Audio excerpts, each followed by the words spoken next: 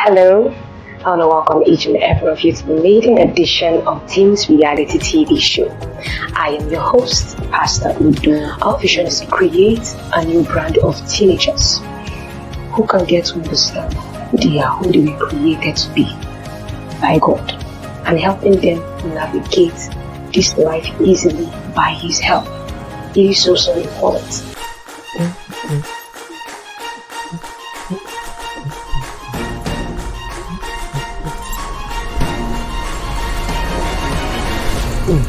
Hello. I want to welcome each and every one of you to another wonderful episode of Things Reality. I am your favorite host, Pastor Udo Wobi. Last episode, we started something totally exciting, preparing your teenager for life's challenges, preparing them on how to deal with life's challenges. So we took our time to introduce the topic. We gave specific examples of the kind of role or what parents are supposed to do to either support or intervene. We made parents and teenagers come to realize that failure is not the enemy.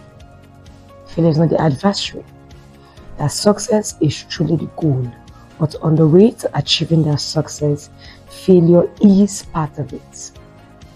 And that when teenagers meet that failure, there is a way to respond. There is something they ought to do. Not to give up, not to run away from it or think that failure is the enemy. No. As parents, you're encouraged to let your child go through that stretching and learning process. Because ultimately the desire is to see that they come out able to navigate life independently. They're able to face situations that crop up and not turn away, thinking that you as the parent is always going to be there to deal with those situations for them. Alright, so today we're going to be continuing from where we stopped on our last episode. Is that it is through failures that they hear reference to your teenagers, gain insights, they learn resilience and discover the strength to persevere even when faced with adversity. It is the ability to understand a failure in life and to pivot and create an alternate pathway to the goal that allows your teens to be successful beyond the high school years. In essence, the teenage years serve as a training ground for life's ups and downs. It is a time when the safety net of parental guidance coexists with the need for teens to experience both success and failure. As parents, your role evolves from mere guardians to mentors. That's why I made reference to the fact that this topic is like a shift and improvement from what we were dealing with on our last series, parental supervision. Now you're not just supervising and being involved. Now you are teaching them. Now you're becoming a mentor, preparing them even further, enhancing and honing in them life skills that are necessary for what they will face. Because anything can happen. You're not always going to be there with them. They're not always going to have an adult that they trust or they know around them, perhaps a teacher, a family member, or a relative that they love. What happens when they're faced with strangers, but they still need to take care of themselves? It's just like, for example, a parent who doesn't think it's important to teach their kids about chores, how to take care of the home, how to take care of themselves, perhaps like do the laundry, how to cook basic meals. What happens if for some reason your child perhaps is on a school outing and gets separated from the class, or perhaps gets stranded somewhere? And now, your child has access to some of these things that can be used to take care of themselves, but doesn't know how to use them. Because all the while you're telling yourself, oh, I have to do everything for him, I have to do everything for her, or there's a help in the home. While it is good to have the help in the home, your child must be trained on how to do for him or herself. Because the day comes, that help is not going to be there. They are going to be all the help that they have. So you are shifting from being a mere guardian to being a mentor, someone they can look to for advice. When they can come to what if I'm facing? In fact, you raise in them that desire to begin to imagine different kind of scenarios. And they come to you actively, okay, mom, I was just thinking about this.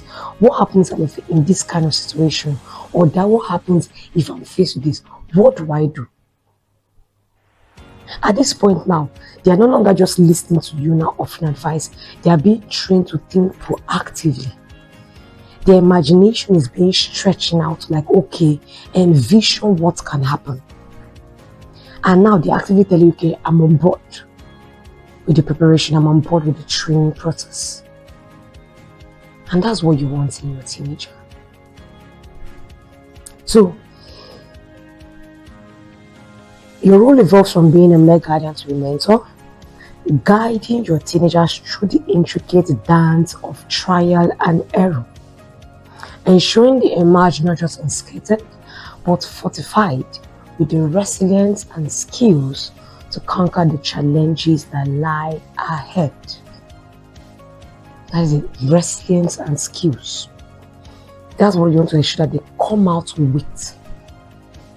That resilient, meaning that what they have experienced has not like killed them, pushed them down, but has created in them an ability to rebound, come out stronger and more willing to try again. And at the same time, they have learned skills. Like take for example that teenager who was stranded, passed for 2 or 3 days and separated from others who have been of assistance. But because he or she has been raised and prepared by their parents or their guardian, and now they were able to care for themselves within their 2 to 3 day period of separation, they come out and they're able to share that was a true life experience. That beyond the skills I already had, I had to learn other ones that have made me even stronger. And in fact, dealing with that situation, it removes fear from them. Because at that moment they realize it's me and it's God, no one else. And they learn to come to trust in their ability to make decisions by themselves. Decisions that can change the entire picture. They begin to realize that they're no longer kids, they're no longer children who must be fended for at every point in time. Now I want us to look deeper at this word resilience. What does resilience mean? So because some of you was to be asking, okay, yeah, I'm understanding what you're saying so far, and now I want to get a better picture of it. Now see, resilience is the ability to adapt well in the face of adversity, trauma, or significant stress. It is not an innate trait but a skill that can be learned and developed by adjusting and bouncing back from challenges, setbacks, and major life changes. So it's not an innate skill. It can be learned. In fact, someone that has always been a mama's boy or a daddy's girl, you can eventually learn, yes. You can learn those skills, you can learn how to bounce back, adapt to situations. Take for example, in a home where the child had grown up relatively well off, having all benefits that the availability of finances and resources were able to offer. Now, the child now comes into his or her teenage years, perhaps around 14, 15, and suddenly there's a downward spiral in the economy. Perhaps mom loses her job, dad has to take a cut in his paycheck, and perhaps he has to sell off 1 or 2 properties, and suddenly your parents are not telling you, we need to downsize, reduce our spending. That teenager, for that season, he's brought to the understanding that yes, it is possible to live below that spending budget we had been living in before and still survive. In fact, at that moment, he might not have known that yes, they could substitute this quality of toilet paper, what you call tissue, with a lower quality, and nothing would happen to you. You will not die. In fact, you take out some things that were luxuries, and he realizes that life still continued. I don't know if you understand what I'm saying, because sometimes You've raised a child in a home that is so extremely wealthy, and now they now face where there's a kind of like deprivation of some of those things they have been used to. And suddenly that child or teenager begins to throw a tantrum. And the tantrum is not because they no longer have clothes or food or shelter over their head, but now maybe because they no longer have access to the cars that they had access to drive before. Perhaps their allowance had to be reduced or cut off entirely. And these are not major issues that should make a teenager feel like his life has ended. No. In fact, as a parent, you can even decide, I'm cutting off these benefits. I want you to learn how to live without them. I want to see how you cope without them. I want to see how you're going to organize your life. I want to see how you're going to treat people around you. People are going to treat you when you realize that those things are not readily available. Because sometimes you have to let your kids know that some friends are hanging around you because of those things you have going on for you. That if those things are no longer there, how are they going to treat you? Are they going to stay with you? So you let them know, I'm building that resilient spirit, the ability to adapt so that no matter what happens. You know, there is a famous verse in scripture written by the Apostle Paul that says, I have learned how to abound, to live both in plenty and in want. That's what you call resilience. The ability to do so, to adapt no matter what happens. You don't derail, you're not scared. You know how to deal with it. Life is not over for you simply because something that was there has now become absent. You keep doing what you're supposed to do. You keep going forward. You keep on producing the results that are expected of you. It's just like one thing my pastor is always fond of saying, that you have a project to carry out. Don't let the balance in your account, the amount in your account, determine whether that project can be carried out or not. The decision for you first of all is this. Do you want to carry out that project? If it's a yes, then you define for yourself what is required. What must I do? Then you move ahead in faith. You call upon the help of the Lord. You exercise His wisdom, His direction. You begin to realize that there are steps you can make that are not defined by the amount in your account balance. So thinking in this way is a kind of progressional thinking. You're not limiting yourself. Instead, you're opening up yourself to the possibilities of what can happen. There is no limit to what you can do. So as a parent, that is the idea. Prepare your teenager to the fact that there are limitless possibilities. And that when faced with each and every one of them, they can ultimately adapt well to it and survive. Now, it says, this can include recovering from hardship, maintaining psychological well-being despite difficulties, and finding strength to keep moving forward. Like take for example, when we dealt with dealing with abandonment issues, sometimes we experience some kind of loss. But ultimately, that child must be trained to understand that loss happens, death happens, but he or she must keep moving forward. And a move forward must learn how to adjust their mental, their mindset, their psychological well-being must be adjusted to deal with that loss, with the pressure that came with it. It happens. You can even tell them that they can imagine. Perhaps you're driving your teenager to school one day, they are not at the age where they can start driving, they have a car for themselves, and now you're taking them to school and you play a game with them. Now, can you imagine what that teenager is going through?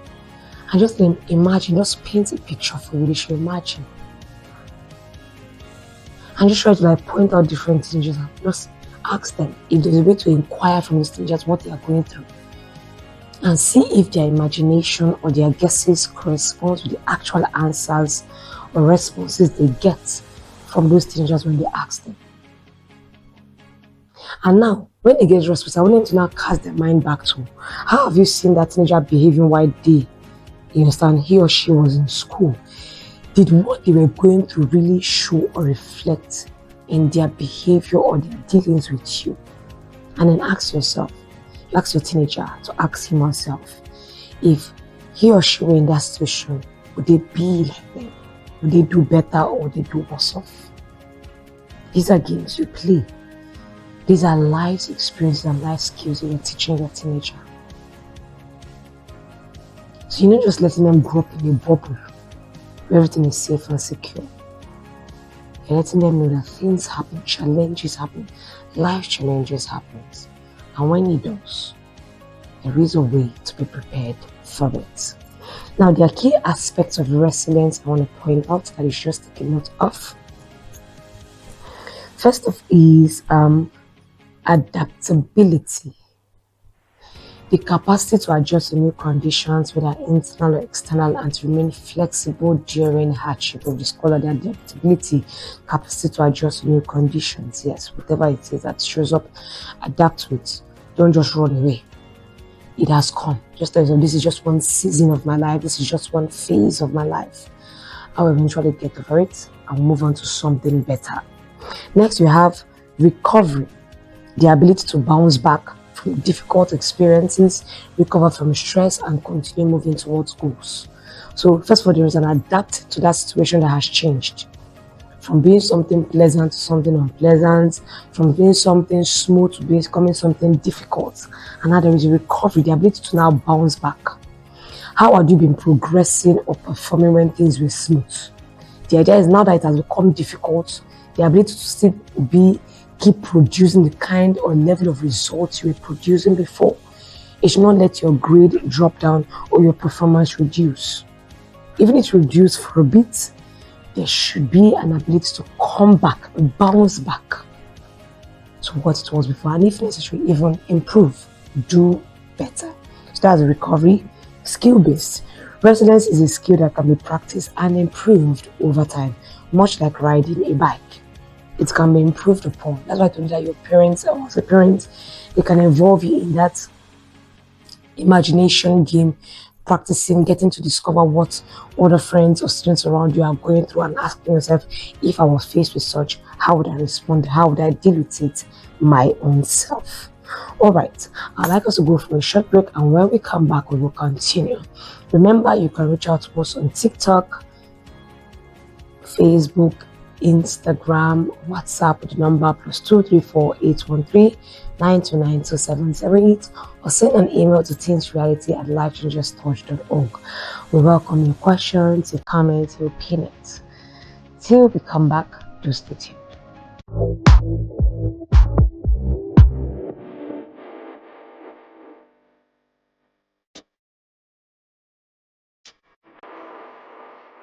Hello, I want to welcome each and every of you to the maiden edition of Teens Reality TV show. I am your host, Pastor Udo. Our vision is to create a new brand of teenagers who can get to understand who they are, who they were created to be by God, and helping them navigate this life easily by His help. It is so important. Alright, welcome back from that quick break. Thank you for staying tuned. We continue looking at some key aspects of resilience. Now move on to the point multifaceted. So resilience can be cognitive, physical, or mental, reflecting the ability to maintain performance, function, and well-being despite stress. So you heard when we talked about that already.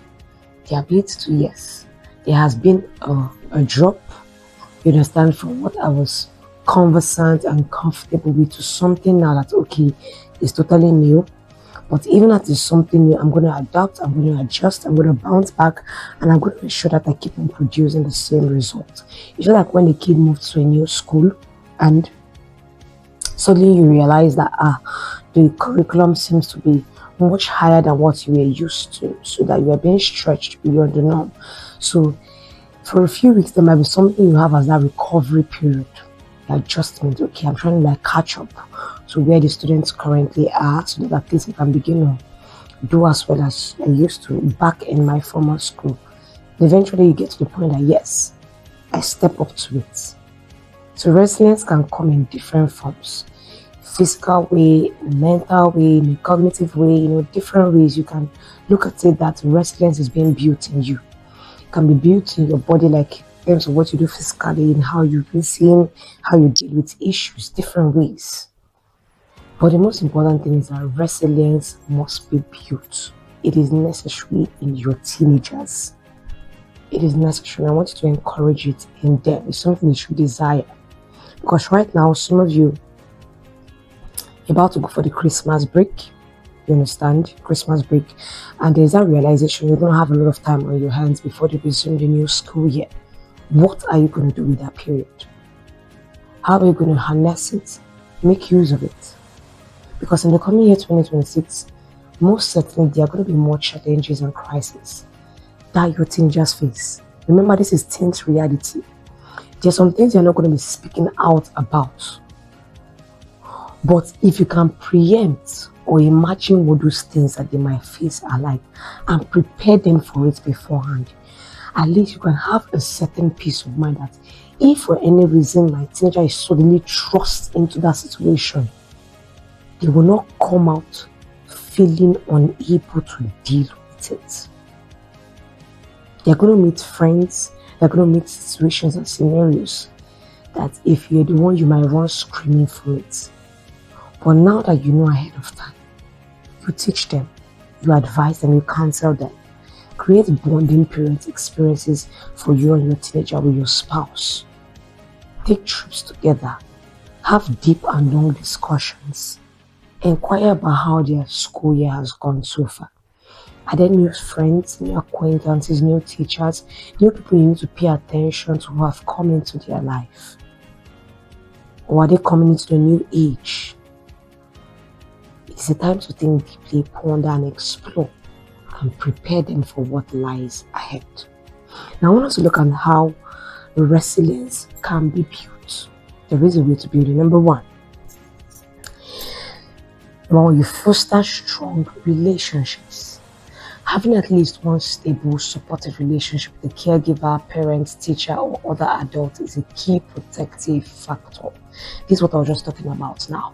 That in this season where you're about to go for the Christmas break or the holiday, it's a time to build new relationships. Why? Now, in that period when they are making that transition from what was a smooth walk to something now difficult, it is good if they have someone who is there, who is a steady presence, a steady influence, someone they can count upon. Not necessarily to cushion them, but at least to give them advice that is necessary and critical. Because I told you that as a parent, you must understand the difference between giving support and giving intervention. I'm not asking you now to give intervention all the time. No, I'm asking you to build a relationship with your teenager. You understand? Or as a teenager, you're listening to this now, I'm asking you to look for those around you. Someone you know you can build a bond with, that you know that can always be there. So at least counsel you, teach you rightly, someone who has been a positive influence, a calming voice. Someone you're certain that will not lead you astray.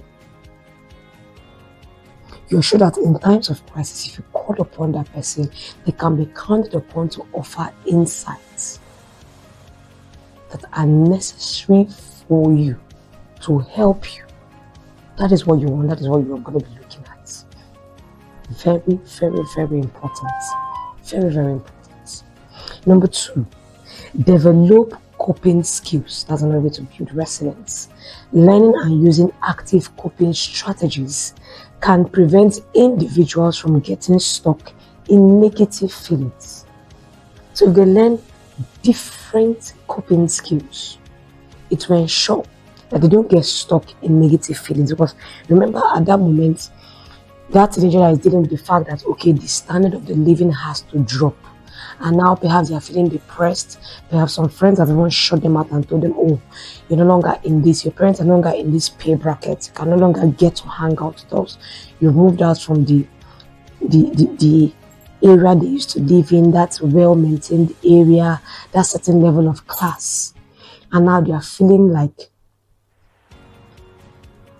their self-esteem has reduced, or their feeling of their value, that feeling of what self-worth has reduced as opposed to what it used to be before. So instead of letting your teenager wallow in those negative feelings, help them channel it into something else. Learning coping skills. You understand? Let them learn active coping strategies. Let them make it something exciting. Instead of dwelling on the fact that, okay, we can no longer afford this or do this, tell them instead, let's learn a new skill together. Your teenager has never cooked before. Perhaps you yourself as a parent has never cooked because you had someone to do it before. You guys can make a learning experience out of it. You go on YouTube, download videos, you learn how to cook, you learn how to bake together.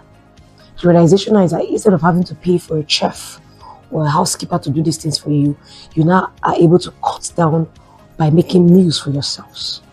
Ultimately, your teenager is learning a life skill. They will learn how to manage because you now take them on your grocery shopping together. So they learn how now to choose between different products. It's not necessarily about something being more expensive, but rather they are being now taught how to look at perhaps the nutrient aspect of what they are buying.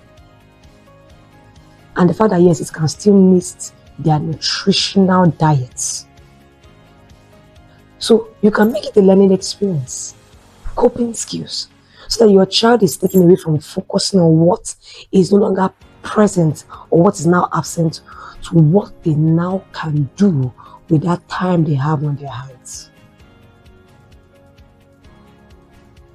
So for every one of you who has been listening, it is a time to build resilience in your teenagers. So for some of you who have been saying, okay, a lot of friends have abandoned me, this is something worth considering.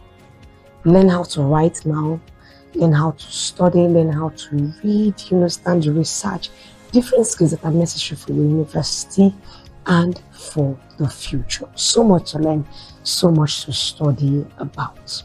We come to an end today right here. I wish I could stay longer, but our time is up. Till we come your way this same time next time. Remember, this is Teens Reality. I'm still your host, Pastor Learnable. We come live every Tuesday and Thursday on Life Changers Touch TV channel on YouTube. So I encourage you to set your reminders to ensure that you can tune in and follow. We look forward to hearing from you, your comments, your questions, your opinions with the number +234 813 929 2708 or send an email to teensreality@lifechangerstouch.org. Take care.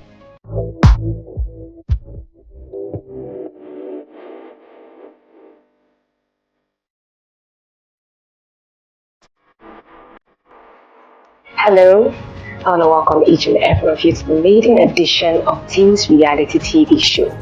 I am your host, Pastor Udo. Our vision is to create a new brand of teenagers who can get to understand who they are, who they were created to be by God, and helping them navigate this life easily by His help. It is so important